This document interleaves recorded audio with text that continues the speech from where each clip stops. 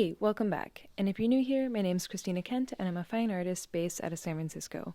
And in this video, I'm going to talk about what to do if you want to paint on an unstretched canvas, but you find out that it has wrinkles. Now, I was recently in this situation and I was really worried about what I could do, but I asked my friend who does fine art conservation and she suggested this method. So if your canvas has some wrinkles on it and you don't have stretcher bars, it's unstretched canvas, you're going to get some water and a damp washcloth and a staple gun. And you're going to need a wall that you can staple the canvas to. So to start, what we're going to do is take the unstretched canvas, and then we're going to use the staple gun to staple the edges of the canvas up to the top of the wall. And I'm going to use a lot of staples here because the whole point behind this is to be adding a lot of tension to the canvas, sort of almost like we're stretching it against the wall instead of stretching it on stretcher bars. So we're going to be using a lot of staples, and as I'm putting it against the wall, I'm sort of pulling on the canvas to make sure that it's taut, to make it stretched. So once I've stapled the top parts of the canvas to the wall, then what I'm going to do is I'm going to take my damp washcloth and I'm going to use it to just rub on the back surface of the canvas. So I'm rubbing on the side opposite to the side that we're going to be painting on. And here you just want to get a damp layer of water on the back of the canvas. You don't want it to be very wet, you just want it to be a little bit damp. Having a spray bottle can also work really well in this situation.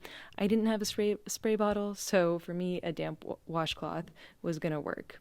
And then once you get the whole back of the canvas to be a little bit damp, then you're going to take the staple gun, and now we're really going to try to stretch the canvas. We'll take the staple gun, and pulling down on the canvas, I put one staple in the very middle, and then I start working from the middle out towards the edges, adding more staples, being sure to pull the canvas as I'm adding each staple.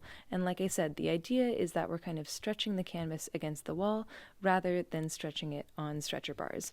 And to be clear, I should say, like, if you do have stretcher bars, then this method would work the same. You'll just make sure that the canvas is damp before putting it on the stretcher bars.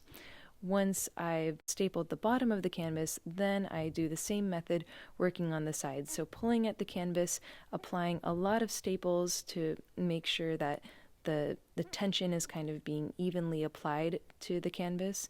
And in cases where I see the canvas start to pucker, I make sure to add more staples because I don't want any additional wrinkles to come up in this process. There ends up being a little bit of puckering on the sides of the canvas, but once I give the canvas about 48 hours to dry, so you want to make sure that the canvas gets completely dry before you start painting on it.